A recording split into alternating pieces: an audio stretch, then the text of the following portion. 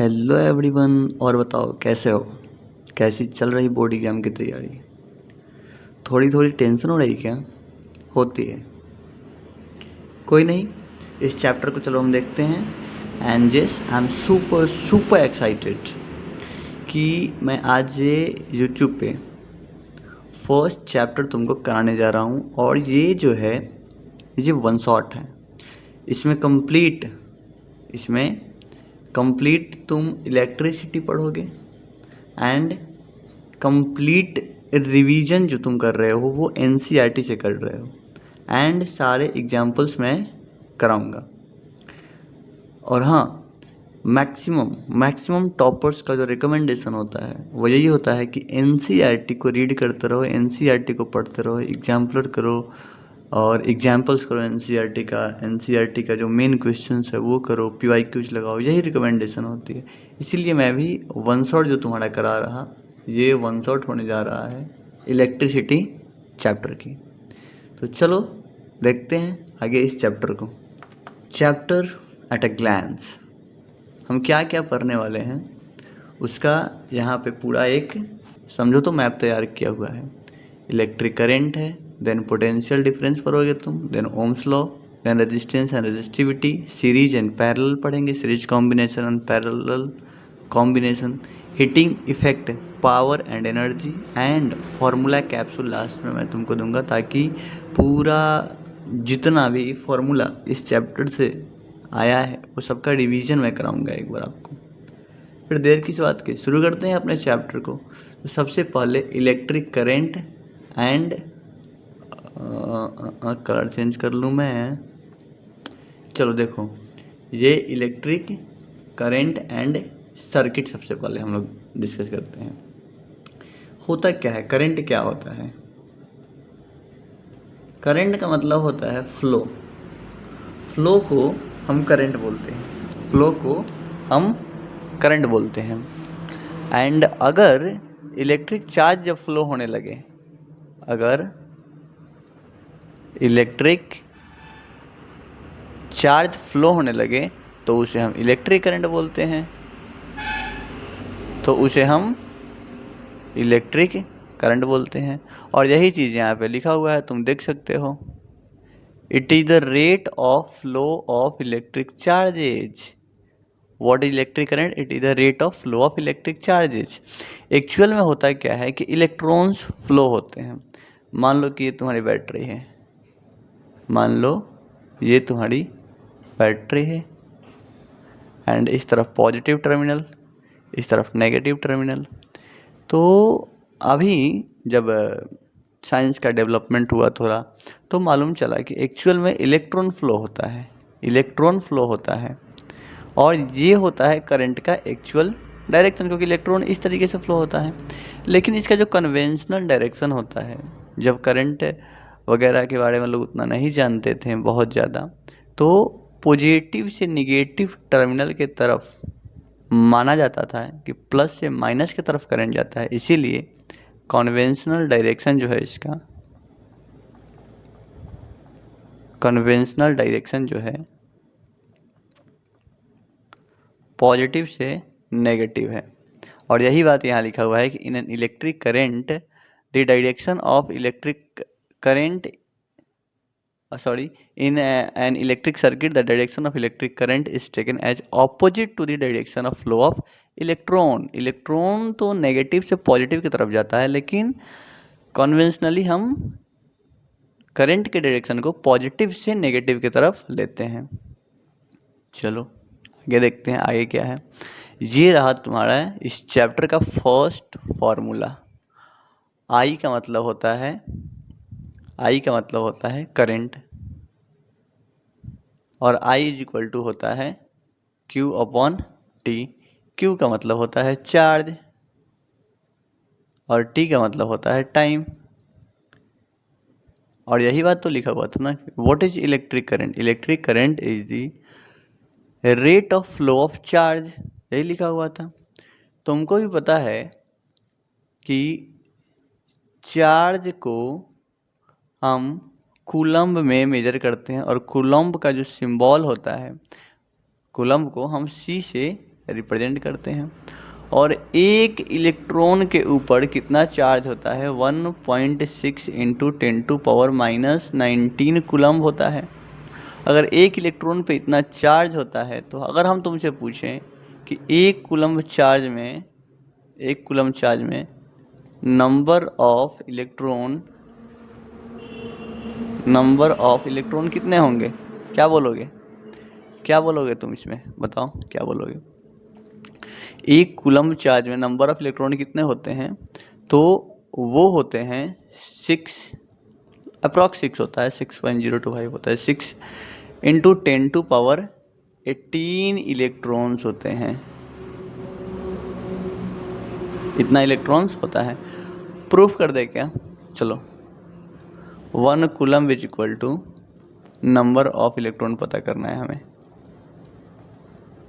Number of electron. और हमको पता है कि एक इलेक्ट्रॉन के ऊपर 1.6 इंटू 10⁻⁻19 कूलम्ब का चार्ज होता है। यहाँ एक करना है, यहाँ पे हमको एक करना है, तो कर लो ना, रोका कौन है, कर लो, एक कर लो। और इन चीज़ों को इस तरफ तुम भेज सकते हो, तो 1 के नीचे आ जाएगा 1.6 इंटू 10⁻⁻19 और इस तरफ हो गया 1 कूलम्ब। ये 10⁻⁻19 दिख रहा है, इसमें का एक 10 यहीं रहने दो और बाकी का जो 10⁻18 है वो ऊपर जाके प्लस का 18 हो जाएगा। चलो देखते हैं, तो 1/16 हो गया ये नीचे और ये हो जाएगा 10⁻18। और जब इसको तुम सॉल्व करते हो, कर दे क्या सॉल्व कैलकुलेटर से, चलो देखो 1 डिवाइडेड बाई 16 क्या आया 1 डिवाइडेड बाई 16, और गलत हो गया शायद, हाँ ये जब 10 टू पावर ऊपर गया, एक मिनट थोड़ी गलती हो गई, यहाँ तक ठीक था। हाँ ये देखो,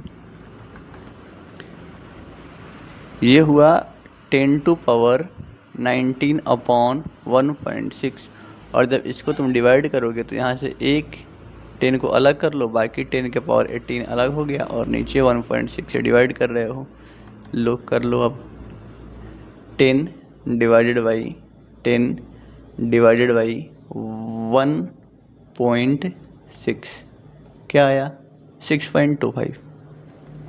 ये 6.25 इंटू 10⁻18 इलेक्ट्रॉन्स होते हैं एक कूलम्ब में। चलो जल्दी चलते हैं आगे। और क्या बताना था हमको एक करंट का जो यूनिट होता है वो एम्पियर होता है। करंट का यूनिट वो क्या है, वो एम्पियर है। करंट का यूनिट एम्पियर है। तुम डिफाइन कैसे करते हो एक एम्पियर को डिफाइन कैसे करते हो, ये एग्जाम में आता है। तो 1 ampere is constituted by the flow of 1 coulomb of charge पर सेकेंड। हर एक सेकेंड में जब 1 कूलम्ब चार्ज फ्लो होते हैं तो उसे ही हम 1 एम्पियर कहते हैं। एम्पियर का छोटा यूनिट मिली एम्पियर होता है, जहाँ पे 1 मिली एम्पियर में 10⁻³ एम्पियर होता है, और वही उससे भी छोटा यूनिट माइक्रो एम्पियर होता है, जहाँ पे 1 माइक्रो एम्पियर का वैल्यू 10⁻⁻6 एम्पियर के बराबर होता है। करंट को मेजर करने के लिए हम एमीटर का यूज करते हैं, ये एक डिवाइस है, और एमीटर को हम जब भी लगाते हैं अपने सर्किट में तो वो इलेक्ट्रिक सर्किट में सीरीज कॉम्बिनेशन में लगता है। इतनी ही बातें हैं जो आपको इस स्लाइड से याद रखना है। यहाँ पे क्वेश्चन आया आपके सामने सर कि 0.5 करंट है, 0.5 एम्पियर, एंड 10 मिनट्स के लिए वो क्या हो रहा है, drawn by a filament of an electric bulb of 10 minutes. तो find the amount of electric charge find करना है। तो Q इज इक्वल टू क्या होता है बाबू मेरे, I/T। क्या मैं भी कर रहा हूँ ना, I is equal to Q/T होता है ना, I is equal to Q/T। तो Q is equal to I into T लिखते हैं। I कितना है 0.5 इंटू T कितना है 60 इंटू 10, क्योंकि 10 मिनट्स में था, मिनट्स को 60 से मल्टीप्लाई करके सेकेंड में कर लिए। तो ये जो है ये दोनों मल्टीप्लाई करके 5 बन गया, और 5 इंटू 60 300 कूलम्ब। चलो नेक्स्ट देखते हैं। What does an electric current mean? क्या समझते हो इलेक्ट्रिक करंट से? Flow of electric charges, flow of electric charges.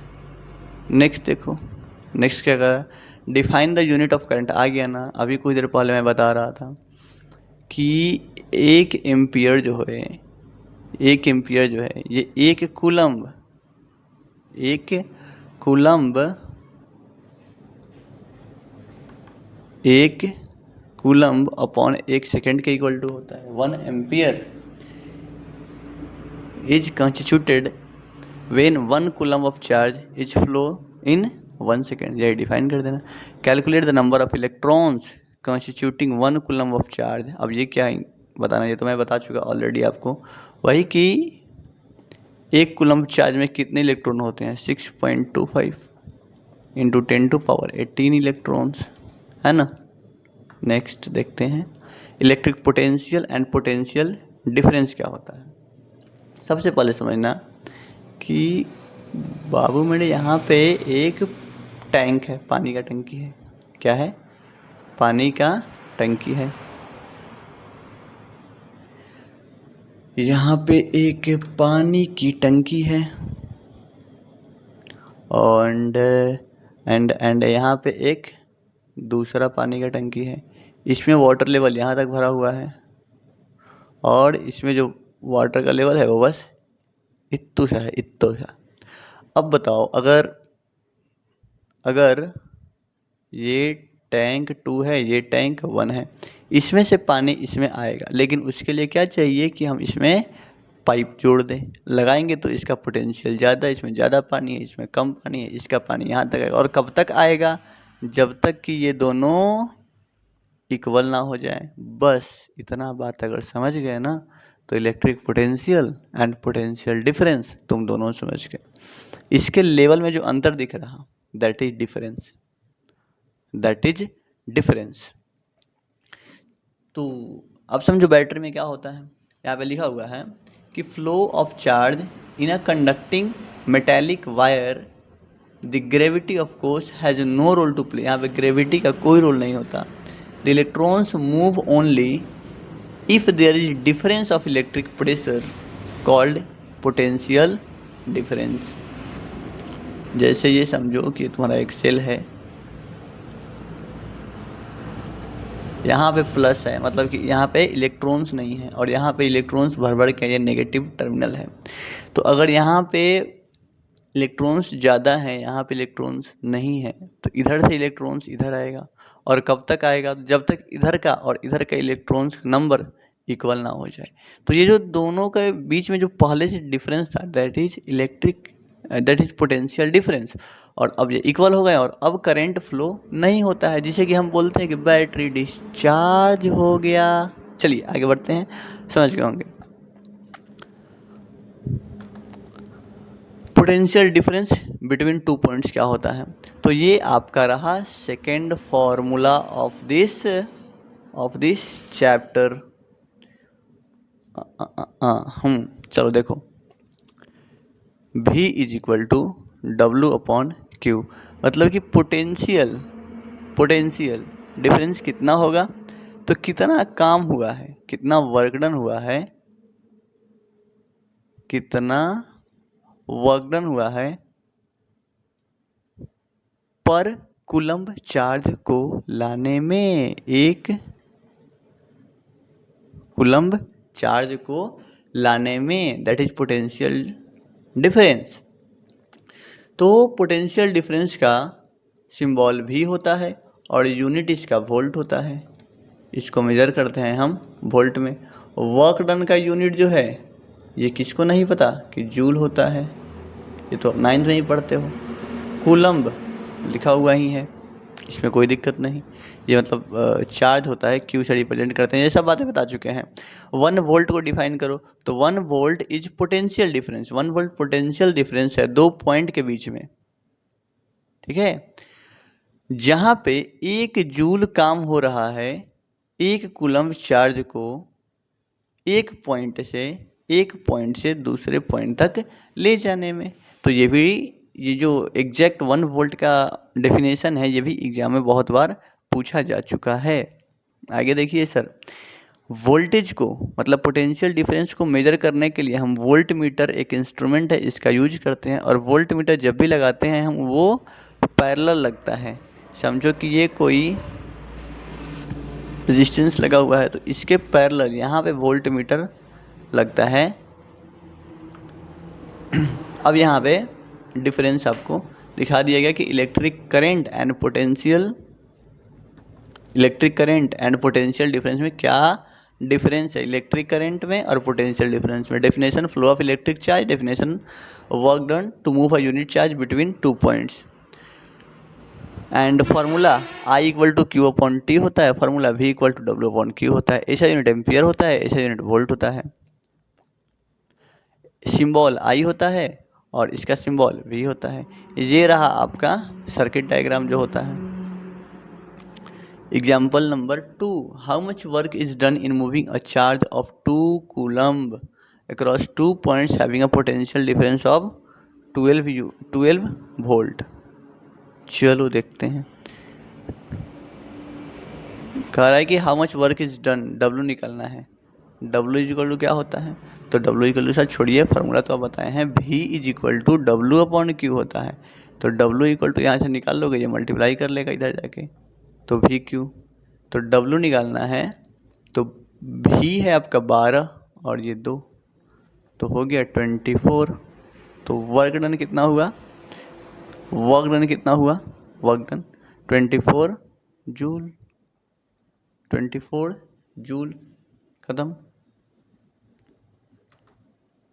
Name a device that helps to maintain a potential difference across a conductor. हाँ जी sir, ये बताइए ये कि पोटेंशियल डिफरेंस को कौन मेंटेन करता है। वो सेल हो सकता है, वो बैटरी हो सकती है, या कोई भी पावर सप्लाई आप कह सकते हो, पावर सप्लाई कुछ भी हो, वो मेंटेन करता है।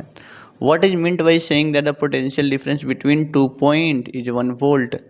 1 वोल्ट कहने का क्या मतलब है, 2 पॉइंट के बीच में अगर 1 वोल्ट है तो उसका कहने का क्या मतलब है। अभी बता रहे थे कि डेफिनेशन यहाँ पीछे वाले स्लाइड पे आप देख सकते हो इधर। हाँ देखो यहाँ पे दिया हुआ है डेफिनेशन, यही थी ना डेफिनेशन 1 वोल्ट की, 1 वोल्ट की, तो लिख लेना direct. How much energy is given to each coulomb, मतलब 1 कूलम्ब का बात हो रहा है, of charge passing through 6 volt battery. 6 volt battery है, तो पूछ रहा है Q का वैल्यू क्या होगा। तुम पढ़े हो V equal to W upon Q, तो Q इक्वल टू हो जाएगा W अपॉन V। नहीं, Q तो दिया हुआ है, हमें क्या निकालना है, हाउ मच एनर्जी। एनर्जी का मतलब होता है वर्क डन निकालना है हमें। आई एम सॉरी बाबू, सॉरी।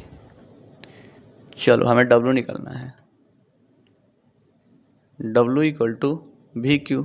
V दिया गया है आपको 6 वोल्ट और Q दिया गया है 1, तो 6 जूल। बहुत सिंपल होता है, आप थोड़ा मन लगा के पढ़ोगे, बहुत सिंपल चैप्टर है ये। चलो यहाँ से शुरू होता है आपका सर्किट डायग्राम। सर्किट डायग्राम क्या होता है सर, तो सर्किट डायग्राम होता है कि जो आप सर्किट, वो होता है ना, ये देखे हो कभी कि यहाँ ये रजिस्टर दिख रहा है, इधर बैटरी दिख रहा है, यहाँ पे प्लग की वगैरह दिख रहा है, दैट इज सर्किट डायग्राम। क्योंकि हम एक्चुअल में अब बल्ब प्लग ये सब बनाएंगे तो मतलब वो इट्स डिफ़िकल्ट, इसीलिए सर्किट डायग्राम बनाया गया, जहाँ पे इलेक्ट्रिक सेल का सिंबल ये है इस टाइप से, और ये बैटरी हो गया, क्योंकि जब एक से ज़्यादा सेल होते हैं तो उसे बैटरी कह देते हैं, कॉम्बिनेशन ऑफ सेल को। ये ओपन है, स्विच है, ओपन है, एंड ये क्लोज स्विच है। यहाँ पे वायर ज्वाइंट है, ये वायर क्रॉस कर रहा है विदाउट ज्वाइंट। ये बल्ब का सिंबल है, ये रजिस्टर का है, ये वेरिएबल रेजिस्टेंस का है, जिसका रेजिस्टेंस वेरी करते रहता है। आप इसे चेंज कर सकते हैं अकॉर्डिंग टू योर डिजायर। ये एमीटर है और ये वोल्टमीटर का सिंबल है। ओम्स लॉ के बारे में देखते हैं, ओम्स लॉ क्या होता है। ओम्स लॉ का जो स्टेटमेंट है एग्जैक्टली वो कहता है कि constant temperature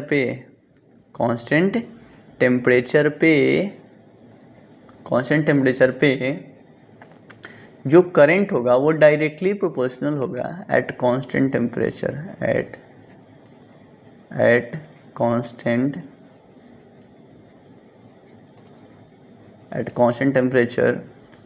I is directly proportional to V। और फिर ये प्रोपोर्शनैलिटी को हटाने के लिए V equal to I R हो जाता है, ठीक है। और यहाँ से फॉर्मूला निकल के आता है R equal to V upon I. हम कह सकते हैं कि R जो रेजिस्टेंस है वो पोटेंशियल डिफरेंस और करंट का रेशियो है। मतलब ये तो चेंज नहीं होने वाला, ये इस पर डिपेंड तो नहीं कर रहा, ये रेशियो है। Resistance is the ratio. कभी ये मत सोच लेना कि पोटेंशियल डिफरेंस को कम कर देंगे, इसको कम कर देंगे तो ये रेजिस्टेंस भी कम हो जाएगा, इसको बढ़ा देंगे तो ये कम हो जाएगा। ये कभी ना सोचना तुम, क्योंकि इस पर डिपेंड करता ही नहीं है।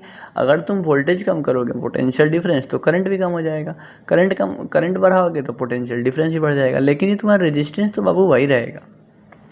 और इसमें की पॉइंट क्या दिया हुआ है तुम्हारा कि स्लोप जो होता है रेजिस्टेंस देता है। ये जो इस लाइन का जो तुम स्लोप देख रहे हो, ये स्लोप कितना उठा हुआ एंगल है, दैट इज वो रेजिस्टेंस देता है। यहाँ पे दिया हुआ है कि पोटेंशियल डिफरेंस को हम वाई एक्सिस पे रखते हैं और करंट को हम एक्स एक्सिस पे रखते हैं, बस ख़त्म। और ये एक प्रॉपर्टी है of a conductor, it is the property of a conductor, क्योंकि वो तो चार्ज के फ्लो होने से रोकेगा उसको। तो ये एक प्रॉपर्टी है सिंपल सी। हम इसको मेजर करते हैं ओम में। ओम एक ग्रीक लेटर है, सिंबल इसका यहाँ दिया गया है, देख लो। चलो आगे। और ओम साहब दिए थे इसीलिए इसका नाम ओम पड़ गया। ये बात याद रखना कि एट कांस्टेंट टेम्परेचर बोलता है ओम्स लॉ। आगे देखो, factors on which the resistance of a conductor depend. किन किन फैक्टर्स पे रेजिस्टेंस जो है वो डिपेंड करता है। तो किन किन फैक्टर्स पे? लेंथ ऑफ द कंडक्टर पे, एरिया ऑफ क्रॉस सेक्शन, और तीसरा क्या होता है, बोलो जल्दी, नेचर ऑफ द मटेरियल। एक चौथा भी होता है, ये फर्स्ट हो गया, ये सेकंड हो गया, ये थर्ड हो गया। फोर्थ क्या होता है बाबू? फोर्थ नंबर होता है टेम्परेचर। इसीलिए तो ओम साहब बोले थे कि एट कांस्टेंट टेम्परेचर, जब टेम्परेचर कांस्टेंट रहे तो ऐसे ऐसे होगा। तो यहाँ से फॉर्मूला क्या बन के आता है तुम्हारा, ध्यान से समझना। यहाँ से फॉर्मूला बन के आता है R is equal to rho into L upon A. ये एल हो गया लेंथ, ए हो गया एरिया। इसका मतलब कि जो रेजिस्टेंस है तुम्हारा वो डायरेक्टली प्रोपोर्शनल है लेंथ के। रेजिस्टेंस जो है वो इन्वर्सली प्रोपोर्शनल है एरिया ऑफ क्रॉस सेक्शन के। और ये प्रोपोर्शनल का साइन जब हटेगा तो कुछ कांस्टेंट लगेगा। और ये वही कांस्टेंट तो है, समझो ना। क्यों नहीं समझ रहे? ये जो प्रोपोर्शनलिटी है, हम कह सकते हैं कि R is directly proportional to L upon A। इसको हटाएंगे तो कुछ कांस्टेंट चाहिए, that is the nature of the material. ये इंट्रिंसिक प्रॉपर्टी होता है। और इस तरीके से जब हम इसका फॉर्मूला डिराइव करते हैं तो फॉर्मूला पलट देते हैं। ये L ऊपर है नीचे आ जाएगा, एरिया नीचे है ऊपर चला जाएगा, तो हो जाएगा R into A upon L is equal to rho. और रो को ही हम बोलते हैं रेजिस्टिविटी, इसी को बोलते हैं रेजिस्टिविटी। और बताओ, रेजिस्टिविटी का जो एसआई यूनिट है, वो क्या है? ओम मीटर। यहाँ से तुम निकाल सकते हो, यहाँ से ये आर का एसआई यूनिट हो गया ओम, इसका हो गया एरिया का मीटर स्क्वायर, नीचे हो गया मीटर, लेंथ का मीटर से मीटर कट गया तो ओम मीटर बच गया। It's very simple. और ये कैरेक्टरिस्टिक प्रॉपर्टी है, ये इंट्रिंसिक प्रॉपर्टी है, ये सारे मटेरियल्स का डिफरेंट होता है। आयरन का रेजिस्टिविटी डिफरेंट होता है, कॉपर का डिफरेंट होता है, सिल्वर का डिफरेंट होता है। यहाँ पे दिया हुआ है सबका किसका रेजिस्टिविटी कितना होता है, सबसे कम होता है सिल्वर का। इसीलिए तो बोलते हैं ना इसको, silver is the best conductor of electricity, इसीलिए इसको टैग मिला है बेस्ट कंडक्टर का। फिर आयरन आता है, मरकरी आता है, फिर इससे ज़्यादा रेजिस्टेंस होता है एलॉय लोगों का, और सबसे ज़्यादा होता है इंसुलेटर का, क्योंकि ये तो करंट पास ही नहीं होने देते ना।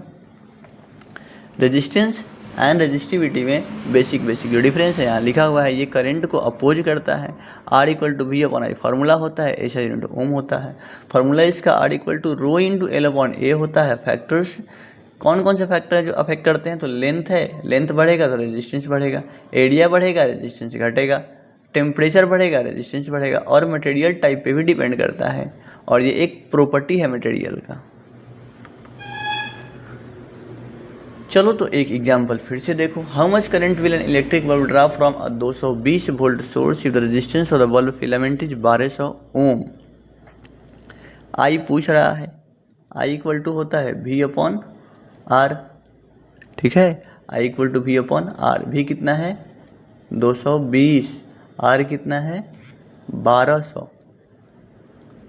1200 कट कर दो, इसको कट करो, एक गिरो से एक गिरो काट दिए, और चलो कैलकुलेटर से फटाफट कर देते हैं, 22/20,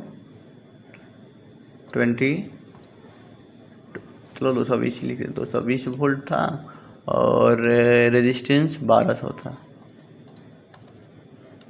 यहाँ से आता है 0.18, क्या है, कितना आया 0.18 एम्पियर करंट आ गया। फिर सेकंड क्वेश्चन कर रहा है कि how much current will an electric heater coil draw from a 220 volt source if the resistance of the heater coil is 100 ohm. यहाँ करंट कितना होगा, I = V/R फिर से, और V 220 है एंड R इस बार 100 है, तो ये हो जाएगा 2.2 एम्पियर। बस दैट्स इट, खत्म कहानी। देखो आगे example number 4, the potential difference between the terminals of an electric heater is 60 volt when it draws a current of 4 ampere from the source. What current will the heater draw if the potential difference is increase to 120 volt. देखो potential difference आपको दिया हुआ है, मतलब V = 60 volt आपको दिया गया है, एंड I = 4 एम्पियर भी दिया गया है। What current will the heater draw if the potential difference is increase to 120 volt. अगर इसको हम बढ़ा के 120 कर दिए तो तुम बताओ कि कितना करंट अब हो जाएगा। तो अगर देखो ये मल्टीप्लाइड बाई 2 हुआ है, तो क्या बताया था, ये भी मल्टीप्लाइड बाई 2 हो जाएगा, 8 एम्पियर हो जाएगा, सिंपल। अब कैसे हुआ, क्योंकि रेजिस्टेंस चेंज नहीं होता ना। व्हाट इज रेजिस्टेंस, रेजिस्टेंस क्या है, तो रेजिस्टेंस V/I का रेशियो है, V/I का रेशियो है। अगर V 2 से मल्टीप्लाई हुआ है, ये 2 से मल्टीप्लाई हुआ है, तो ये भी 2 से मल्टीप्लाई होगा, क्योंकि रेजिस्टेंस वही रहने वाला ना, बात खत्म है ना।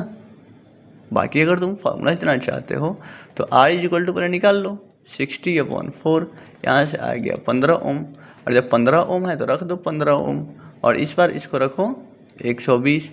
I तुमको निकालना है तो छोड़ दो इसको I लिख के, I को इधर ले जाके आओगे, I को इस तरफ लेके आओ, तो हो जाएगा I = 120/15, 15 8 जा 120, 8 एम्पियर आ गया। चलो अगला क्वेश्चन देखो। Resistance of a metal wire of length 1 metre is 26 ohm at 20 degree Celsius. The diameter of the wire is 0.3 mm. What will be the resistivity of the metal at that temperature using table 11.2 predict the material of the wire. हमें क्या find करना है, resistivity का formula क्या होता है, resistance into area of cross section upon length. Resistance दिया है 26 ohm into resistance for metal wire of length 1 metre, length दिया है 1 मीटर, एंड एरिया क्या था 0. If the diameter of the wire is 0.3 mm। हाँ ये समझो, अगर डायमीटर 0.3 mm था तो ऐसे ही होता है ना, वायर का क्रॉस सेक्शन गोल होता है सर्कुलर, तो ये πr² से एरिया निकलेगा, तो 22/7 इंटू 0.3/2 करेंगे तो इससे क्या आया, तो ये तो आ गया रेडियस, डायमीटर के आधा, और रेडियस का ये हो गया स्क्वायर। लेकिन ये रेडियस जो है मिलीमीटर में है, तुमको पता है कि 1000 millimetre is equal to 1 metre होता है। मतलब इसको मीटर में अगर तुमको करना है तो 1000 से और भाग दो, यहाँ भी और यहाँ भी, मतलब 1/1000 गुने 1/1000। इसको अब तुम सॉल्व करो, चलो कैलकुलेटर से कर देते हैं। 22/7 कितना आया, इतना आया। इतना में 0.3 से मल्टीप्लाई करना है, मल्टीप्लाइड बाई 0.3 मल्टीप्लाइड बाई 0.3 इतना आ गया। फिर उसमें 2 2 जब 4 से डिवाइड करना है तो डिवाइडेड बाई 4, ये कितना हुआ, एंड डिवाइडेड बाई, चलो कितना आया तुम्हारा ये 0.7 इंटू ये 3 0 6 0, तो 10⁻6 आया यहाँ से। और अब तुम इसको यहाँ ला के रखोगे तो 26 इंटू 0.7 इंटू 10⁻6, नीचे तो 1 है, कोई वैल्यू नहीं इसका, तो 7 6 42 के 2 हाँ 4 7 14 4 18 18.2 नहीं, हाँ 18.2 इंटू 10⁻6। कुछ हम लोग गड़बड़ कर दिए शायद, जो कैलकुलेटर में आंसर आया था वो 007 था यहाँ पे, आई थिंक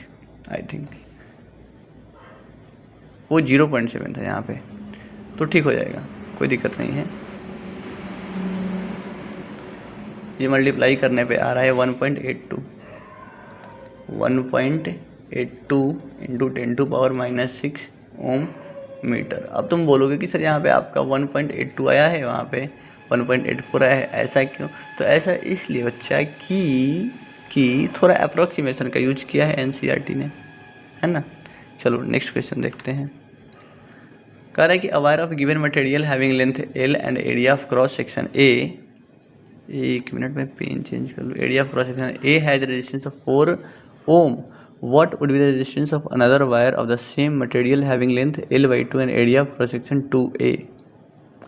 तो सबसे पहले R1 लिखते हैं, रो इंटू L/A, यही फार्मूला होता है, और इसका वैल्यू है 4 ohm। सेकेंड केस में क्या हुआ, सेकेंड केस में होगा कि रो तो वैसे ही रह गया, मटेरियल तो वही है, लेकिन लेंथ इस बार आधा हो गया है तो L/2 लिखेंगे, एंड एरिया डबल हो गया है तो 2A लिखेंगे। इसको जब तुम सॉल्व करते हो तो लिखते हो रो इंटू L/4A। अब ध्यान से देखना, ये जो 1/4 लिखा हुआ है इसको मैं बाहर ले रहा, और क्या हुआ, रो इंटू L/A, और देखो तो यही R है ना, R1 का वैल्यू, तो 1/4 इंटू R1, और R1 का वैल्यू कितना दिया हुआ था 4, तो 4 से 4 कट गया, 1 आया। तो जो नया वाला रेजिस्टेंस है, वो नया वाला रेजिस्टेंस कितना है, 1 ओम है। On what factor does the resistance of a conductor depend, किस पे, लेंथ पे, area of cross section, and third nature of the material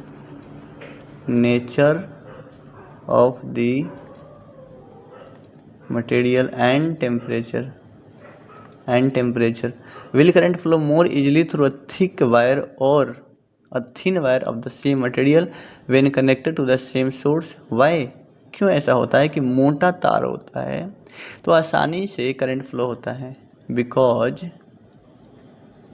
because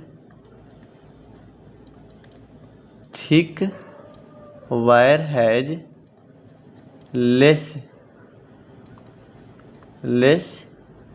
resistance than thin wire से कम रेजिस्टेंस थिक वायर का होता है, एंड सो इट, ऐसे लिख लो इसको, या फिर इस आंसर को तुम has more area, more area लिख लो तुम, has more area than thin wire, and so it offers less resistance, इसीलिए वो कम रेजिस्टेंस देता है, less resistance to the current flowing it, लिख लेना यहाँ पे। चलो, let the resistance of an electric component remains constant while the potential difference across the two ends of the component decreases to half of the former value, what change will occur in the current through it. कह रहा है कि मान लो कि resistance जो है electrical component का वो कांस्टेंट है, जबकि पोटेंशियल डिफरेंस दोनों एंड्स पे डिक्रीज होके आधा हो गया है, मतलब भी जो है वो आधा हो गया है, आधा लिख दिया, हाफ हिंदी में ही लिख दिया, आधा हो गया है। तो तुम बताओ करंट क्या होगा। अभी क्या बोला था कि रेशियो है, अगर भी आधा हुआ है तो आई भी आधा होगा, सिंपल है ना। चलो आगे देखते हैं।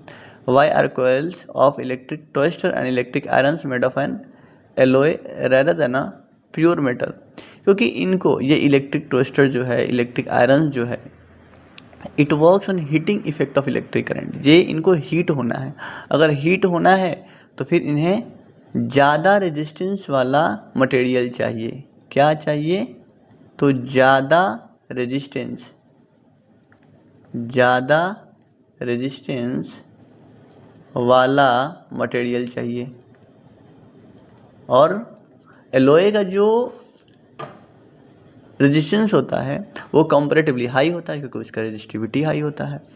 Use the data in table, वही जो रेजिस्टिविटी जो दिया हुआ था सारे मेटल्स का, एलोय का और नॉन कंडक्टर का, मतलब इंसुलेटर का, तो उसको देखो। And which among iron and mercury is a better conductor, ज़्यादा बेटर कौन है? आयरन है, तो ऐसे ही बता देंगे।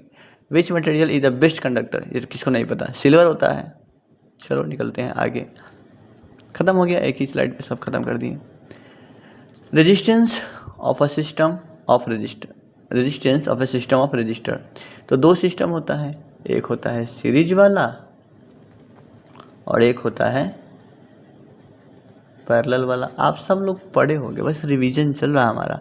यहाँ पे ये सीरीज है ना, ये सीरीज कॉम्बिनेशन है, ये भी सीरीज में लगाया गया है बैटरी को। यहाँ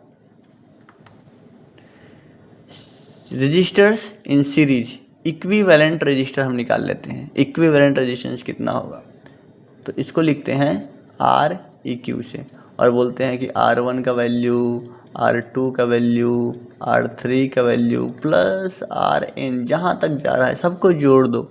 R इक्विवेलेंट फाइनल रेजिस्टेंस उतना ही होगा जितना कि सबका सम होगा, और यही बात यहाँ लिखा हुआ है, सम लिखा हुआ है।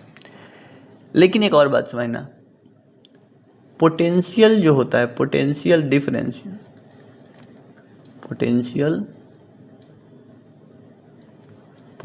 डिफरेंस सारे रजिस्टर का अलग अलग होता है सीरीज में। तो टोटल पोटेंशियल कितना होता होगा, तो सबको जोड़ दो, अलजेब्रिक सम निकाल दो n तक, है ना, Vn तक जाएगा, ख़त्म।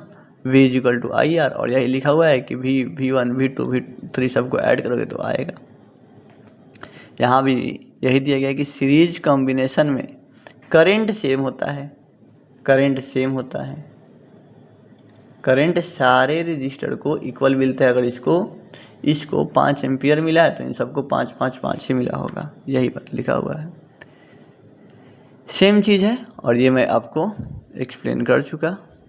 चलो देखते हैं, और ये शॉर्ट नोट्स रहा आपका। R1 R2 R3 same current होता है, वोल्टेज डिवाइड हो जाता है, टोटल रेजिस्टेंस बढ़ जाता है। और इसमें रजिस्टर, इसका जो डायग्राम बनता है, रजिस्टर एंड टू एंड होते हैं, ऐसे होते हैं, इस तरीके से होते हैं। यहाँ भी वही शॉर्ट नोट्स है, करंट सेम रहता है, वोल्टेज डिवाइड हो जाता है सब में, आर टोटल जो है वो बढ़ जाता है। इलेक्ट्रिक लैम्प कुछ रेजिस्टेंस इज 20 ओम, आर का वैल्यू 20 ओम दिया गया है sir, and a conductor of 4 ohm, अच्छा 4 ओम का और है, are connected to a 6 volt battery, 6 volt battery से लगा दिए हैं। तो calculate the total resistance 24 ohm 24 ohm, इतना क्या करना है, सिंपली ऐड कर देना है। The current through the circuit, circuit में करंट कितना जाएगा, and potential difference across the electric lamp and conductor. आइए 6 वोल्ट है, अगर 6 वोल्ट है तो V इज इक्वल टू क्या भरे हो IR, और तुम्हें निकालना है I यहाँ पे I, तो V अपॉन R, V कितना है 6, रेजिस्टेंस है 24, 6 चौके 24, 1/4, 1/4 का मतलब 0.25 ampere. The current through the circuit and the potential difference across the electric lamp and conductor. अब पोटेंशियल डिफरेंस भी निकालना है, ये C नंबर क्वेश्चन में। इलेक्ट्रिक लैम्प है 20 ओम का, और ये अगर सीरीज में है तो ये 0.25 करंट तो लैंप को भी मिला होगा और कंडक्टर को भी मिला होगा। तो V जो होता है IR के बराबर होता है। I है 0.25 या फिर इसे आप 1/4 लिख लो, और रेजिस्टेंस किसका निकालना है, वोल्टेज किसका, तो ये बोल रहा है इलेक्ट्रिक लैंप का, तो हम यहाँ इलेक्ट्रिक लैंप ये लिख दे रहे हैं। इलेक्ट्रिक लैंप का रेजिस्टेंस 20 था तो हम 20 रखेंगे, 4 पंजे 20, 5 वोल्ट इसे मिला, और वोल्टेज कंडक्टर को कितना मिला, तो कंडक्टर वाले के लिए आई तो सबको सेम मिला है ना, और इसका रेजिस्टेंस 4 था तो 4 रख दो, 4 से 4 कट गया, 1 वोल्ट इसे मिला, 1 वोल्ट इसे मिला, 5 वोल्ट इसे मिला, टोटल 6 वोल्ट। यही होता है कि सारे वोल्टेज को जोड़ोगे तो फाइनल वोल्टेज आ जाएगा। Draw a systematic diagram of a circuit consisting of a battery of 3 cells of 2 volt each. 2-2 volt का 3 बैटरी होना चाहिए, 2-2 वोल्ट के 3 बैटरी होने, 3 बैटरी हो गया, 3 मतलब सेल हो गया। 5 ओम रजिस्टर हो गया होना, ये 5 ओम का रजिस्टर हो गया। 8 ओम रजिस्टर और 12 ओम का भी रजिस्टर है, 8 ओम का भी हो गया, और इधर बना देते हैं ये 12 ओम का हो गया, 8 ओम का हो गया, एंड ये सब कनेक्ट हो गए। एंड अ प्लग की ऑल कनेक्टेड इन सीरीज, एक प्लग की भी लगाना है, ऐसे लगा दो एक प्लग की, हो गया डायग्राम। री draw the circuit of question, इसको फिर से ड्रॉ करो और जो पूछ रहे हो वो बता दो, कुछ भारी नहीं है। रजिस्टर्स इन पैरेलल में देखो, तो पैरेलल में क्या होता है कि इसमें 2 पॉइंट होता है और पोटेंशियल डिफरेंस सेम होता है, ठीक है, और इसी में रजिस्टर्स पैरेलली कनेक्ट हैं, और जब पैरेलली कनेक्ट होंगे तो क्या होगा, वोल्टेज सेम होगा, इस बार करंट डिवाइड होगा, करंट डिवाइड होगा, करंट कैसा होगा, डिवाइड होगा। बस ये 2 बात याद रखना है आपको। The sum of separate current, यहाँ पे करंट डिवाइड हो गया है तो सबको जोड़ देंगे, फाइनल करंट आ जाएगा। पोटेंशियल डिफरेंस सेम होगा इस बार, लेकिन जो इक्विवेलेंट वाला रेजिस्टेंस होगा आपका वो कुछ ऐसा होगा, 1/R1 + 1/R2 + 1/R3 + 1/Rn, ऐसे चलता जाएगा। पैरेलल कॉम्बिनेशन, शॉर्ट नोट्स, ये ऐसे फार्मूला होता है, सेम वोल्टेज होता है, करंट डिवाइड्स होता है, टोटल रेजिस्टेंस कम हो जाता है। इस बार डायग्राम में रजिस्टर्स पैरेलली अरेंज होते हैं, करंट डिवाइड होता है, वोल्टेज सेम होता है, आर टोटल कम हो जाता है। सीरीज और पैरेलल का समरी देख लेते हैं। समरी क्या है, तो इसमें करंट सीरीज वाले में सेम रहता है और पैरेलल वाले में डिवाइड होता है। वोल्टेज सीरीज वाले में डिवाइड होता है, वोल्टेज पैरेलल में सेम रहता है। टोटल रेजिस्टेंस सीरीज है तो इंक्रीज होगा, पैरेलल है डिक्रीज होगा। एप्लीकेशन कहाँ होता है सीरीज का एप्लीकेशन, डेकोरेटिव लाइट जो देखे हो, ऐसे माला के जैसे होता है, इसमें ऐसे लाइट्स लगे होते हैं, वो सीरीज कॉम्बिनेशन का यूज किया गया होता है। और डोमेस्टिक वायरिंग जो होती है इसमें पैरेलल कॉम्बिनेशन का यूज होता है। In the circuit diagram given in 11.10 suppose the resistors R1 R2 R3। ये 11.10 कहीं दिखा क्या? हाँ अच्छा यही है। चलो फिर आते हैं क्वेश्चन पे। इसमें R1 R2 R3 की वैल्यू 5 ओम, 10 ओम एंड 30 ओम दिया हुआ है, which have been connected to a battery of 12 volt. Calculate the current through each resistor. सबका निकालना है, सबका करंट। तो जो करंट होगा, जो ये तो पैरेलल है तो करंट डिफरेंट होगा, तो सबका करंट जब निकाल रहे होंगे तो उसका अपना अपना रेजिस्टेंस रखेंगे। तो I इक्वल टू क्या होता है? V/R। तो तीनों बार लगाएंगे तो I इक्वल टू हो जाएगा एक, क्योंकि पोटेंशियल तो सबका सेम होता है ना, तो सबके जगह पर तो 12 ही रखेंगे, लेकिन एक बार 5 रखेंगे, एक बार 12/10 रखेंगे और एक बार 12/30 रखेंगे। और यहाँ से मेरा तीनों करंट आ गया। सॉल्व कर लेना इसको। The current through etch register हो गया। The total current in the circuit. अगर टोटल करंट पूछे, अगर आपसे I टोटल पूछ रहा है तो सबको ऐड कर दो। 2/10 प्लस 12/30, ये 2 पंजे 10, 1/5 हो गया। और 2 से 6 बार में, 2 से 15 बार में, लघुत्तम 15 ले सकते हो। 5 तिहाई 15, 12 तियाँ 36 प्लस 5 तियाँ 15, 1 तियाँ 3 प्लस 15 1 6 3 9, 36 और 9 45/15, 15 तियाँ 45, 3 एम्पियर हुआ। करंट कितना आया आपका? 3 एम्पियर। और क्या पूछ रहा? The total current in the circuit, वो हो गया। And the total circuit resistance, total resistance कितना है? अगर पैरेलल कॉम्बिनेशन है सर, अगर पैरेलल कॉम्बिनेशन है तो समझिएगा 1/R equivalent is equal to 1/5 plus 1/10 plus 1/30। LCM 30 हो जाएगा, ये 6, ये 3, ये 1, 6 3 9 1 10, 10/30। तो ये 1/R इक्विवेलेंट है। फिर R इक्विवेलेंट ऊपर चला गया तो ये भी ऊपर चला जाएगा, तो 30/10 हो जाएगा।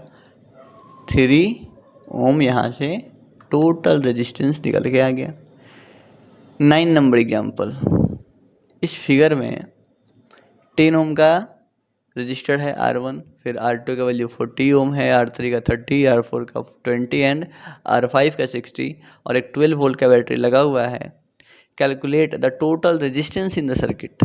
बाबू मेरे ध्यान से समझना, टोटल रेजिस्टेंस क्या है इस सर्किट का? टोटल रेजिस्टेंस बता दो। टोटल सबसे पहले देखना, ध्यान दो, थोड़ा सा ट्रिकी क्वेश्चन लग रहा है ये तो, थोड़ा सा, बस थोड़ा सा है। ये तीनों तो पैरेलल में है, किसी को शक, जिसको होगा वो बहुत पिटेगा बाबू। ये दोनों भी पैरेलल में हैं, लेकिन ध्यान देना, ये दोनों का हम R इक्विवेलेंट निकाल लिए तो एक रेजिस्टेंस आएगा। इन तीनों का भी R इक्विवेलेंट निकाल लिए तो यहाँ से भी आएगा एक रेजिस्टेंस। और ये टोटल ध्यान से देखो तो ये एक लाइन के थ्रू कनेक्ट है, ऐसा नहीं लग रहा कि सीरीज कॉम्बिनेशन में कनेक्ट है ये दोनों, बस। तो इसका R इक्विवेलेंट निकालो पहले। इसका हो जाएगा R1 और R2 है ना, दोनों का वैल्यू 1/10 प्लस 1/40, लघुत्तम 40, 4 प्लस 1 5/40। तो R इक्विवेलेंट के लिए पलट दो इसको, 40/5 5/40, 8 हो गया। यहाँ से निकालो तो यहाँ से 1/R इक्विवेलेंट जो है, या फिर इसे तुम 1 बोल देते, R1 इसे R2 बोलते, कोई नहीं। यहाँ देखो, इसमें 30 20 और 60 है, 1/30 1/20 प्लस 1/60 है। एलसीएम ले लो, 60 हो जाएगा। ये 2 बार में, ये 3 बार में, ये 1 बार में, 3 2 5 1 6/60 हो गया। तो आर इक्विवेलेंट पलट दो इसको भी, 60/6 10 ओम। अब यहाँ से कितना आया, ध्यान देना, यहाँ से कितना आया सर आपका, आया 10 ओम, और यहाँ से 8 ओम। मतलब इस पूरे के जगह पर आप 8 ओम लिख सकते थे, और इस पूरे की जगह पर आप 10 ओम लिख सकते थे। दोनों को जब ऐड करेंगे तो हो जाएगा टोटल 18 ओम। बोलिए कोई दिक्कत? The total current flowing in the circuit, total current कितना है? तो I इज इक्वल टू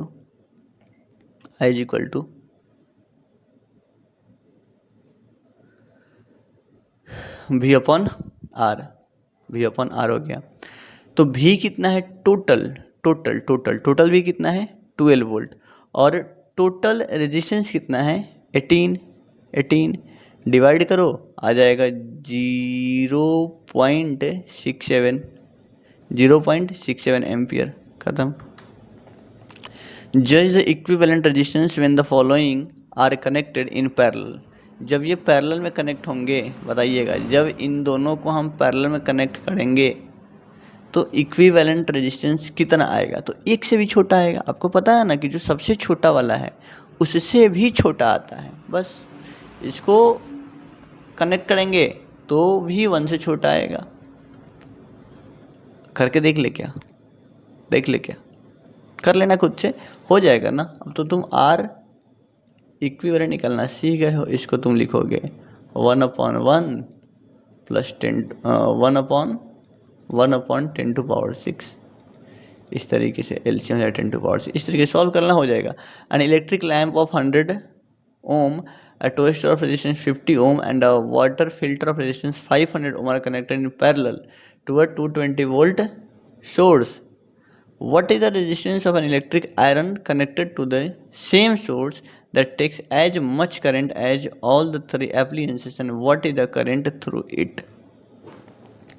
हमें क्या निकालना है? कह रहा है कि एक इलेक्ट्रिक लैंप है 100 ओम का, एक टोस्टर है 50 ओम का, और एक वाटर फिल्टर है 500 ओम का, और ये सब कनेक्ट है पैरेलली 220 वोल्ट सप्लाई से। तो तुम रेजिस्टेंस बताओ हमको एक इलेक्ट्रिक आयरन का जो कनेक्ट है इसी सोर्स से, that takes as much current, और वो इतना करंट ले रहा है जितना ये तीनों मिल के ले रहे हैं। तो पहले ये तीनों मिल के कितना ले रहे हैं ये बताओ। तो तुमको I निकालना है, सेकेंड नंबर क्वेश्चन बता रहा। तो I इक्वल टू होता है V/R, और जब R निकालना है तो R निकाल लो पहले। 1/R इक्विवेलेंट होता है 1/100 1/50 1/100 प्लस 1/50 प्लस 1/500।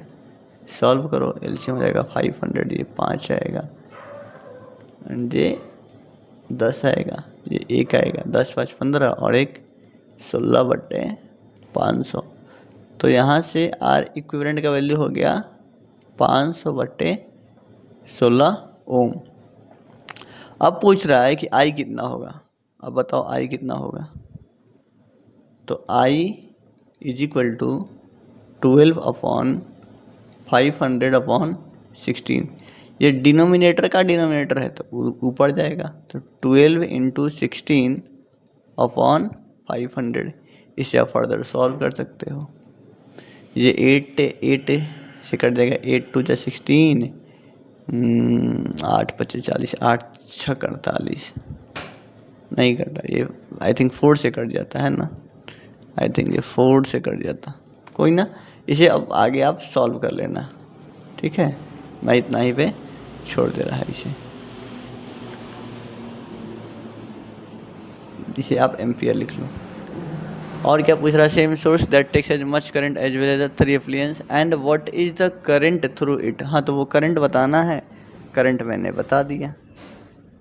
रेजिस्टेंस पूछा नहीं है हमसे, उसका रेजिस्टेंस कितना है, what is resistance of electric iron. अच्छा, रेजिस्टेंस ही पूछा है, तो इस बार आयरन का resistance R equal to V/I होता है। V कितना है, सेम सोर्स बोला था ना 220। ओ आई एम सॉरी, मैंने यहाँ 12 वोल्ट ले लिया है बाबू, 12 वोल्ट ले लिया, जबकि यहाँ सोर्स तो 220 वोल्ट का था ना, 200 20 वोल्ट का था। ये जीरो से ये जीरो कट गया और इसको सॉल्व कर लेना, हो जाएगा, इट्स नॉट डिफिकल्ट। V का वैल्यू 220 एंड I का वैल्यू हो गया 22 इंटू 16 अपॉन में 50, तो 220 अपॉन 22 इंटू 16 और ये 50 आ जाएगा ऊपर। ये 10 बार में कट गया, 10 बार में कट गया। 2 से काटोगे, 2 8 16, 2 5 10, 2 से काटोगे 2 चौके 8, 2 से 25, 25 25 125/4 ओम। इसको भी सॉल्व कर लो, 4 3 12, 4 एकम 4, 25 31.25 ओम आना चाहिए I think. What are the advantages of connecting electrical devices in parallel with the battery instead of connecting them in series? तो सबसे पहली बात कि सीरीज में कनेक्ट करेंगे तो इक्विवेलेंट रेजिस्टेंस जो होगा वो बढ़ जाता है, पैरेलल में कनेक्ट करने से घट जाता है, तो ये एक बेनिफिट है। दूसरा, जब आप पैरेलल में कनेक्ट करते हो तो उसमें कोई अगर एक डिवाइस आपका ख़राब हुआ तो सारे डिवाइस काम करना रोक नहीं देंगे, वो काम करते रहेंगे। लेकिन अगर सीरीज में ऐसा हुआ तो सारे डिवाइस अपना काम करना रोक देते हैं। हाउ कैन 3 रजिस्टर्स, में 4 नंबर क्वेश्चन देखना है। आप देखो, कह रहा है कि 2 ओम 3 ओम और 6 ओम का रेजिस्टेंस है, तीन रजिस्टर है। इसको कैसे कॉम्बाइन करो कि तुम्हारा 4 ओम आ जाए और 1 ओम आ जाए, है ना। तो देखो कितना कॉम्बिनेशन हमारे पास पॉसिबल है। पहला कॉम्बिनेशन, तीनों को हम सीरीज में लगा देंगे, 2 ओम 3 ओम और 6 ओम। दूसरा, तीनों को हम पैरेलल लगा देंगे, ये 2 ये 3 ये 6। तीसरा कॉम्बिनेशन देखो, ऐसे एंड ऐसे, इन डेप्थ बता रहे हैं। इसको 2 रखो, इसको 3 रखो, इसको 6 रखो। फोर्थ नंबर देखो,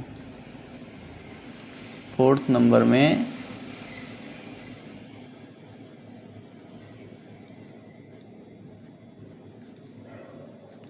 इसको 2 रखो एंड इसको 3 रखो, इसको 6 रखो।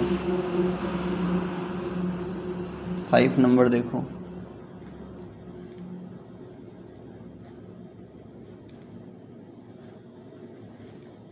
ये भी एक कॉम्बिनेशन पॉसिबल है। इसका एक और टाइप पॉसिबल है,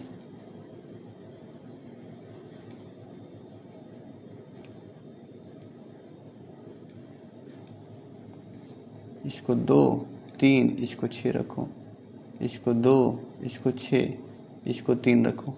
अब ध्यान से समझो कि मैं क्या बताना चाहता हूँ, तुम्हें क्या बताना चाहता हूँ। तो देखो यहाँ पे एक नंबर में 6 3 9 और 2 11 ओम हो गया, काट दो।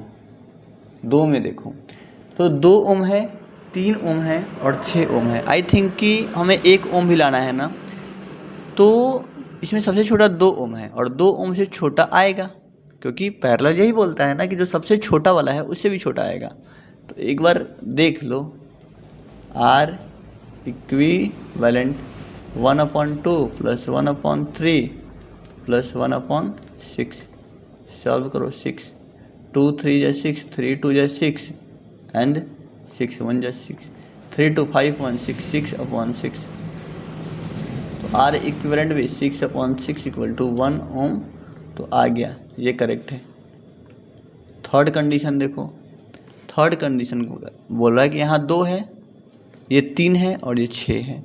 6 और 3 को करोगे तो 3 से छोटा ही आएगा, मे भी 2 ही आ जाए, और 2 को 2 से जोड़ोगे 4 में भी आ सकता है। चलो देखते हैं आर इक्विवेलेंट क्या होगा इसका। 1/3 प्लस 1/6 को देख लेते हैं पहले।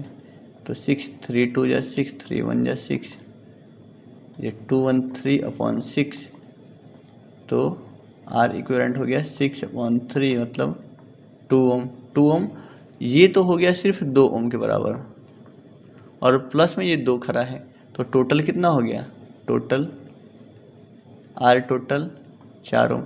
मेरा तो काम बन गया, मैं बाकी कॉम्बिनेशन को अब चेक नहीं करने वाला। मेरा 4 ओम भी आ गया और मेरा 1 ओम भी आ गया, दोनों कंडीशन फुलफिल हो गया, मैं आगे नहीं चेक करने वाला। 5th नंबर क्वेश्चन देखो, 5th number, what is the highest the lowest total resistance that can be secured by combination of 4 coils of resistance 4, 8, 12 and 24। Highest कब आएगा, हाईएस्ट लोवेस्ट कब आएगा, लोवेस्ट आएगा जब पैरेलल होगा, पैरेलल होगा। और कितना होगा, कितना होगा, तो 1/4 प्लस 1/8 प्लस 1/12 प्लस 1/24 LCM 4 6 या 24, 8 3 या 24, 12 2 या 24, 1 जा 6 3 9 2 11 1 12, 12/24। तो आर इक्विवेलेंट यहाँ से आ गया 24/12 का मतलब 2 ओम, ये लोवेस्ट है। बोला कि हाईएस्ट कितना होगा, हाईएस्ट, तो सर हाईएस्ट होगा सीरीज कॉम्बिनेशन। हाईएस्ट कब होगा, जब सीरीज होगा। तो सीरीज में क्या होता है, 4 + 8 + 12, 4 + 8 + 12 + 24, 8 और 4 12, 12 + 12 + 24, 48 ओम, दैट इज हाईएस्ट। आगे बढ़ते हैं, heating effect of electric current. हमको पता है, आप नोटिस किए होंगे कि घर में कूलर चलता है, फ्रिज चलता है, जबकि देखो फ्रिज खुद ठंडा करने वाला चीज़ है, पंखा ठंडा करने वाला। कभी स्टैंड फैन के पीछे जो मोटर लगा होता है उसके बॉडी को टच करके देखना, जब 2-3 घंटा से वो स्टैंड फैन चल रहा हो, तो वो आपको फील होगा, एक हीट फील होगा आपको वहाँ पे। समझ रहे हो बात को? इसका मतलब कि इलेक्ट्रिक करंट जब पास होता है तो इलेक्ट्रिक करंट की वजह से हीटिंग इफेक्ट आ जाता है उन ऑब्जेक्ट्स में या उन इलेक्ट्रिकल डिवाइसेस में। ठीक है, आई थिंक यहाँ पे ये वाला सीट गलत लग चुका है, आई थिंक ये वाला गलत लग गया है। चलो कोई नहीं, अभी जो है वो उसको एक्सप्लेन कर देता हूँ मैं।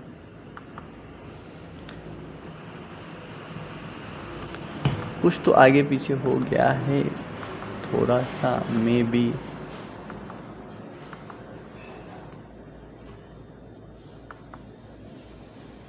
नहीं ठीक है, चलो देखो आपको मैं दिखाता हूँ क्या होता है heating effect of electric current.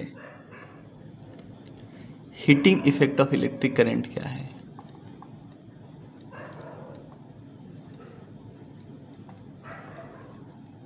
Heating effect of electric current, ध्यान से समझना कि heating effect of electric current क्या होता है। Heating effect of electric current होता है कि जब आप ऑब्जेक्ट्स को, जब आप इलेक्ट्रिकल डिवाइसेस को लंबे समय से यूज कर रहे हैं तो वो हो जाता है हीट। लेकिन ये हीट किन किन चीज़ों पे डिपेंड करता है जनाब, किन किन चीज़ों पे डिपेंड करता है? तो देखिए, ये हीट डिपेंड करता है टाइम पे। अभी क्या बोला कि टाइम मैटर करता है ना, कि आप कितने देर से चला रहे हैं। ऐसा तो नहीं है कि आप थोड़ा देर चलाएं और वो हीट कर गया, है ना। तो हीट डिपेंड करता है टाइम फैक्टर पे। यही हीट डिपेंड करता है रेजिस्टेंस। रेजिस्टेंस क्या है? उससे जहाँ से करंट फ्लो हो रहा है जिस डिवाइस से, यही हीट डिपेंड करता है आई पे, आई स्क्वायर पे, मतलब करंट के स्क्वायर पे। इस तरीके से जब हम इसको इक्वेट करते हैं तो हीट का फॉर्मूला निकल के आता है I² R/T, और इसे ही, इस फॉर्मूला को ही जूल्स लॉ ऑफ हीटिंग कहा गया। जूल्स लॉ ऑफ हीटिंग क्या कहा गया? Joules law of heating. समझे बात को? समझे कि नहीं समझे? तो यहाँ से आ गया हीट का फॉर्मूला। अब देखो कि ये सब जो पावर का फॉर्मूला है ये कहाँ से आया है, या फिर ये फॉर्मूला कहाँ से आया है। आओ दिखाते हैं आगे चल के तुमको हम ये फॉर्मूला कहाँ से आया है। तुम क्या पढ़ लिए अभी तक, इसे मिटा देते हैं। तुम अभी क्या पढ़ लिए हो, heating effect of electric current का फॉर्मूला पढ़ लिए हो कि हीट का फॉर्मूला क्या होता है। तो हीट का फॉर्मूला होता है I²RT। देखो अब आगे देखो।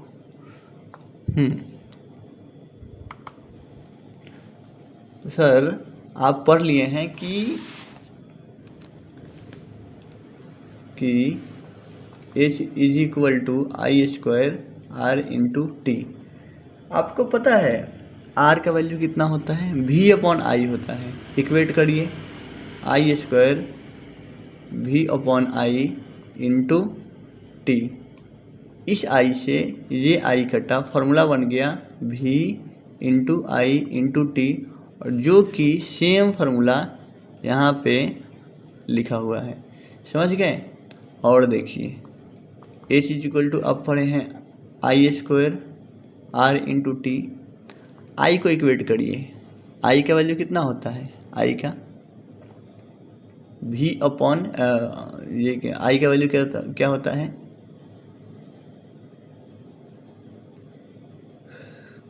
R/V।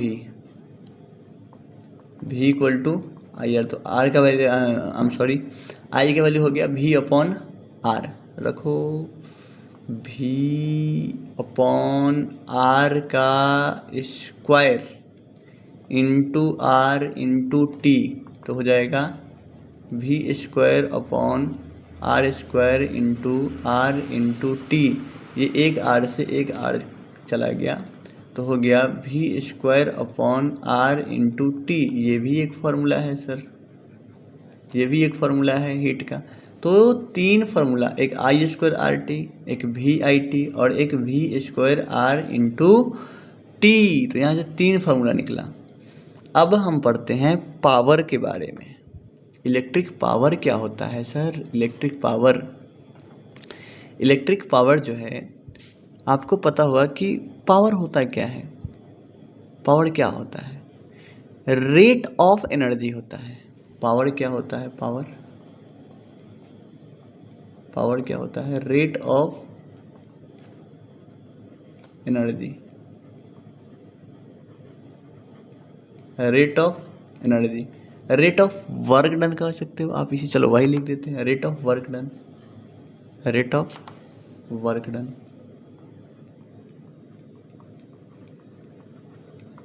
Rate of work done. अगर यहाँ पे आपको इलेक्ट्रिक पावर निकालना है तो फिर इलेक्ट्रिक वर्क डन होगा, है ना।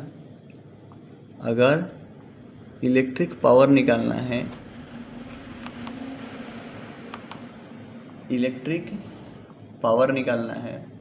तो electric work done upon time, यही लिखोगे।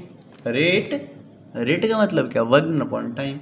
और वर्क डन कितना आ रहा था, तो एक आया था I²RT। अरे वर्क डन बोलो, एनर्जी बोलो, हीट बोलो, सबका फॉर्मूला तो एक ही होता है ना, सबका यूनिट एक ही जूल होता है, तो सब बराबर है। I²R/T एक फार्मूला था, दूसरा क्या था, और इसमें तुम T से डिवाइड करोगे तो T से T कट गया, तो पावर का फॉर्मूला हो गया I²R। दूसरा फार्मूला देखो, दूसरा फार्मूला क्या था, VIT/T करोगे तो ये T से T कट गया, VI बचा। एक क्या था, V²/R/T। इसमें भी जब T से डिवाइड करोगे T से T कट गया, V²/R। तो पावर का सिर्फ फॉर्मूला है ना, V²/R। दूसरा पावर इक्वल टू VI। तीसरा पावर इक्वल टू I²R। ये सर तीन फार्मूला आपको याद रखने हैं। पावर का ऐसा यूनिट क्या होता है, पावर का ऐसा यूनिट तो वो होता है वाट। इसे हम W से डिनोट करते हैं, लेकिन 1000 वाट को हम बोलते हैं 1 किलोवाट, और 1 किलोवाट को ही हम बोलते हैं 1 यूनिट। अपने घर में सुने होंगे कि 5 यूनिट आज का इलेक्ट्रिसिटी खपत हुआ है, या फिर एक महीने में 150 यूनिट, 200 यूनिट, 250, 300 यूनिट का खर्चा हम लोग करते हैं। जिसका घर जितना बड़ा, जिसका कंजप्शन जितना बड़ा, ऐसा कभी सुने हो? दैट इज 1 यूनिट सुने होगे। तो वो जो 1 यूनिट होता है ना, वो 1000 किलोवाट का होता है। इसे कमर्शियल यूनिट कहते हैं, इसे कमर्शियल यूनिट कहते हैं, और ये किलोवाट आवर के बराबर होता है। चलिए अब आगे बढ़ते हैं, देखते हैं और क्या बचा रह गया। यही था जूल्स लॉ ऑफ हीटिंग, जो मैंने आपको एक्सप्लेन कर दिया है। और क्या है हीटिंग इफेक्ट ऑफ करंट का, ये शॉर्ट नोट्स है कि एनर्जी फ्लो होता है, हीट आता है, I²RT फार्मूला है। I, R और T जितना ज़्यादा होगा उतना ही ज़्यादा हीट होगा। एप्लीकेशन कहाँ है इसका? हीटर में, आयरन में, बल्ब फिलामेंट में। आगे देखो, इसमें एग्जाम्पल देखते हैं। चलो एक क्वेश्चन आया, बना के देखे क्या है question. An electric iron consumes energy at a rate of 840 watt when heating is at a maximum rate and 360 watt when the heating is at the minimum. The voltage is 220 volt. What are the current and the resistance in each case? What are the current and resistance in each case? Current निकालते हैं तो current equal to I equal to V/R होता है ना, होता है ना। लेकिन वो तो अलग फार्मूला था, यहाँ पे देखो पावर दिया हुआ है तुमको। तो अभी तुम क्या पढ़े हो? अभी बताओ, जल्दी जल्दी जल्दी जल्दी बोलो, जल्दी बोलो, बोलो ना बाबू, बोलो। P इक्वल टू तुम पढ़े VI, और क्या पढ़े I²R, और क्या पढ़े बोलो जल्दी, V²/I²R और V/R²,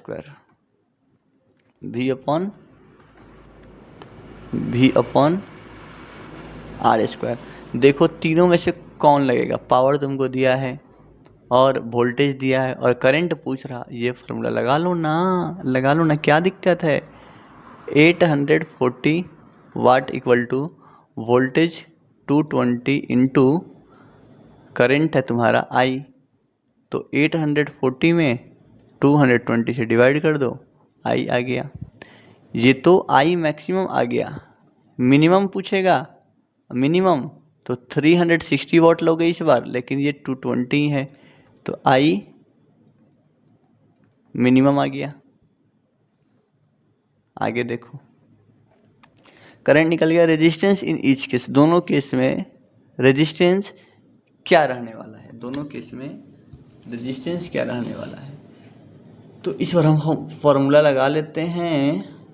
देखो एक तो तुम लगा सकते हो कि आपका I आ गया है, I आ गया है सर आपका, और आपको वोल्टेज पता है, तो दोनों बार रेजिस्टेंस कितना रहा वो निकाल लीजिएगा, है ना। चलो निकाल लेते हैं। Resistance equal to V/I, V 220 है और I मैक्सिमम लेते हैं एक बार, तो 840 अपॉन में 220, इसको सॉल्व करते हैं तो 220 इंटू 220 अपॉन 840, ये जीरो से ये जीरो कट गया, एंड इसको सॉल्व करेंगे तो लो कैलकुलेटर से सॉल्व कर देते हैं। 220 multiplied by 22 equal to divide by 84, 57.61 आया, 57.61 ओम। दूसरा देखो R2, ये R1 था, इस बार भी 220 वोल्ट रहेगा, लेकिन जो करंट का वैल्यू होगा, करंट का वैल्यू वो मिनिमम वाला, मतलब कि 360 अपॉन 220, इसको सॉल्व करेंगे 220 इंटू 220 अपॉन में 360, लो कैलकुलेटर, 220 और 220 दो बार है तो स्क्वायर कर दो और इसे डिवाइड कर दो 360 के साथ, 360 के साथ क्या आया 134.44, 134 0.44 दोनों रेजिस्टेंस, दोनों बार करंट आपका आ चुका है। चलिए आगे बढ़ते हैं। एग्जाम्पल नंबर 11 है ना, एग्जाम्पल नंबर 11 में 100 joule of heat is produced each second in a 4 ohm resistance. Find the potential difference across the register. Potential difference निकालना है। अगर 100 जूल हीट प्रोड्यूस हो रहा हर टाइम में, तो हर टाइम कर रहे हैं, हर सेकेंड में, है ना। तो हम क्या कर रहे हैं, H इक्वल टू पढ़े हैं I² R into T. Heat कितना है 100, कितना टाइम I नहीं पता, अब छोड़ दो। रेजिस्टेंस पता है 4, टाइम कितना है 1 सेकेंड। 1 सेकेंड में ये 100 जूल बना है, तो ये हो गया 100/4 into 1 is equal to I²। 100/4 is equal to हो गया I²। तो 100/4 अंडर दी रूट लग गया और इधर I बच गया। तो I का वैल्यू कितना आया सर, 10/2। इसका मतलब 5 ampere. That's great. Find the potential difference across the resistor. Resistor में पोटेंशियल डिफरेंस कितना है, V is equal to IR। तो I हो गया 5 एम्पियर, रजिस्टेंस हो गया 4, तो 5×4 जा 20 वोल्ट। और बताओ, why does the cord of an electric heater not glow while the heating element does. क्योंकि उसका रेजिस्टेंस कम होता है, क्योंकि जो कॉर्ड होता है तार, वो उस तार का रेजिस्टेंस कम होता है, लेकिन हीटिंग एलिमेंट का रेजिस्टेंस ज़्यादा होता है। Compute the heat generated while transferring 96,000 coulomb of charge in 1 hour through a potential difference of 50 volt. कितना हीट जनरेट हुआ, समझना बात को, कितना हीट जनरेट होगा। तो हीट इक्वल टू होता है, सेकेंड नंबर क्वेश्चन बना रहे हैं, I² R into T. Compute the heat generated by transferring 96,000 coulomb of charge in 1 hour through potential difference of 50 volt. यहाँ से हम पहले I फाइंड करेंगे, और I पता चल गया, V पता है, तो R भी मालूम चल जाएगा हमें। चलो देखो,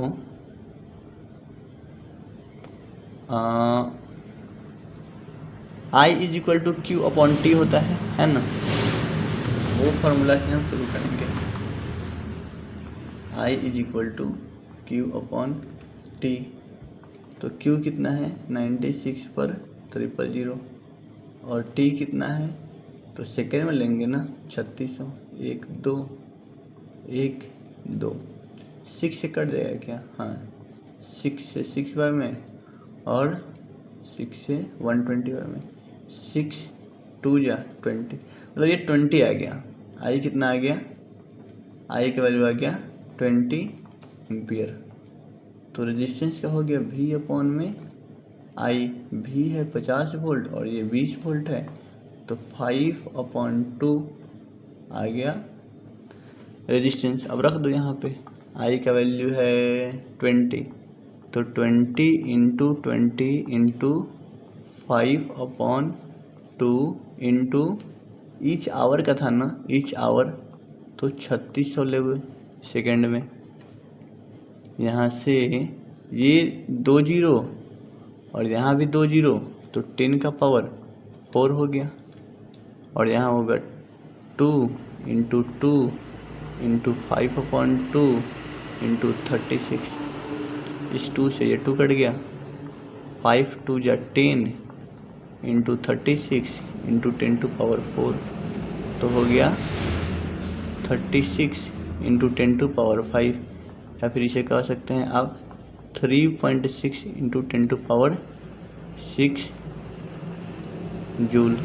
समझ गए बात को। थर्ड नंबर देखो, an electric iron of resistance 20 ohm takes a current of 5 ampere, calculate the heat developed in 30 second. एक इलेक्ट्रिक आयरन है जिसका रेजिस्टेंस 20 ओम है, takes a current of 5 ampere, 5 ampere का करंट लेता है, तो calculate the heat developed in 30 second. 30 second में वो कितना हीट डेवलप किया है वो बताना है। तो हीट का फॉर्मूला होता है I²R×T और सब कुछ दिया हुआ है आपको। चलो पेन थोड़ा सा चेंज कर ले, थोड़ा सा। I का वैल्यू हो गया 5×5, R का वैल्यू हो गया 20 और ये सेकेंड मतलब 30, तो 5 5 या 25 2 3 100, क्योंकि 2 0 है, दोनों को 100 कर लिए। 3 2 जा 6 और 25 6 जा 150 100। इसको हम कह सकते हैं 15 × 1000। इसको कह सकते हैं 1.5 × 10⁴ जूल। चलिए बढ़ते हैं आगे। ख़त्म हो गया सब कुछ, तीनों question. Practical application of heating effect of electric current का प्रैक्टिकल एप्लीकेशन क्या है? देखिए ध्यान से, प्रैक्टिकल एप्लीकेशन क्या है? Practical application of heating effect of electric current. तो सर प्रैक्टिकल एप्लीकेशन यही है कि आपके घर में जो आयरन होता है या जो लॉन्ड्री में आयरन होता है, इलेक्ट्रिक टोस्टर जो आपके घर में है, ओवन जो है आपका इलेक्ट्रिक केटल है, ये इलेक्ट्रिक हीटर है, ये फैमिलियर डिवाइस है जो जूल्स लॉ ऑफ हीटिंग पे काम करता है। इलेक्ट्रिक हीटिंग का यूज लाइट प्रोड्यूस करने के लिए भी होता है। अब बल्ब को देखते हैं, बल्ब गर्म होता है, वो लाइट भी देता है और हीट भी होता है, ठीक है। एक और बात कि टंगस्टन का ही यूज हम लोग क्यों करते हैं बल्ब के फिलामेंट बनाने के लिए, क्योंकि उसका जो मेल्टिंग पॉइंट होता है, ये देखो उसका मेल्टिंग पॉइंट 3380 डिग्री सेल्सियस का होता है। ये मेल्ट नहीं हो सकता, ये जल्दी मेल्ट नहीं हो सकता हाई मेल्टिंग पॉइंट होने की वजह से, इसीलिए इसी का यूज हम लोग करते हैं। किसमें? बल्ब का फिलामेंट बनाने में। और देखो कि बल्ब को हम केमिकली इनएक्टिव करने के लिए नाइट्रोजन एंड आर्गन गैसेस को भरते हैं ताकि वो फिलामेंट मेरा लंबा समय तक टिके रहे। अब शायद ख़त्म है ये चैप्टर, कुछ क्वेश्चन में भी होगा। कमर्शियल यूनिट बता दिए, 1 किलोवाट बता दिए, इसे यूनिट कहते हैं ये बता दिए, और 1 किलोवाट आवर का मतलब होता है 3.6 × 10⁶ जूल। बाबू मेरे, पूरे इंडिया में ऐसा कोई गवर्नमेंट एग्ज़ाम या कोई ऐसा एग्ज़ाम नहीं जिसमें साइंस का सिलेबस हो थोड़ा बहुत भी, और उसमें ये क्वेश्चन आप पूछा हो कि 1 किलोवाट आवर में कितना जूल होता है, तो याद रख लेना 3.6 × 10⁶ जूल। ड्राइव कैसे करना है यहाँ पे लिखा हुआ है। देखो किलोवाट आवर है तो 1000 से मल्टीप्लाई, 1 किलोवाट है तो 1000 से, आवर है तो 3600 से मल्टीप्लाई कर दो, सबको मल्टीप्लाई करो, देखो क्या आता है।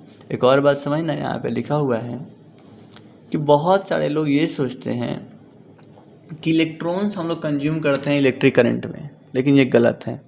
हम लोग जो इलेक्ट्रिसिटी का बिल देते हैं इलेक्ट्रिसिटी बोर्ड को या फिर इलेक्ट्रिक कंपनी को, वो इसलिए देते हैं क्योंकि वो इलेक्ट्रॉन को फ्लो कराती हैं सिर्फ। क्या इलेक्ट्रॉन हम कंज्यूम नहीं करते, लेते नहीं हैं घर में, नहीं, वो सिर्फ फ्लो होता है और फ्लो होने का वो हमसे चार्ज करती हैं। आपके जो भी गैजेट्स हैं, इलेक्ट्रिक बल्ब है, फ़ैन है, इंजन्स हैं, तो हम जो बिजली बिल भरते हैं, जो हम पे करते हैं एनर्जी के लिए, दैट इज क्या है, वो सिर्फ इलेक्ट्रॉन को फ्लो कराने का चार्ज है। चलो आ गया question. An electric bulb is connected to a 220 volt generator. The current is 0.50 ampere. What is power of the bulb? Power का बेसिक फार्मूला VIP से हम लोग याद किए थे VA। वोल्टेज कितना है 220 × 0.5, तो ये कितना हो जाएगा 110 वॉट्स। खत्म। An electric refrigerator rated 400 watt operates 8 hours a day. What is the cost of the energy to operate it for 30 days at 3 rupees per kilowatt hour? समझना, 30 डेज अगर चलेगा और डेली 8 आवर, तो 30 × 8 240 आवर चलेगा, है ना, 240 our चलेगा। और अगर 400 वाट वो लेता है, 400 वाट वो लेता है, तो इसको तुम किलोवाट में कर दो, है ना, इसको तुम किलोवाट में कर दो, क्योंकि यहाँ पे क्या दिया हुआ है कि पर किलोवाट का वो 3 रुपया चार्ज करता है, तो तुम किलोवाट में निकाल दो। इसे किलो में करने के लिए 1000 से डिवाइड कर दो, तो ये हो जाएगा 0.4 किलो वाट, और मल्टीप्लाई कर दो 240 से, तो आवर भी आ जाएगा। तो ये टोटल कितना एनर्जी खपत कर रहा है, 24 फोर जा 96 किलो वाट आर का एनर्जी खर्चा किया।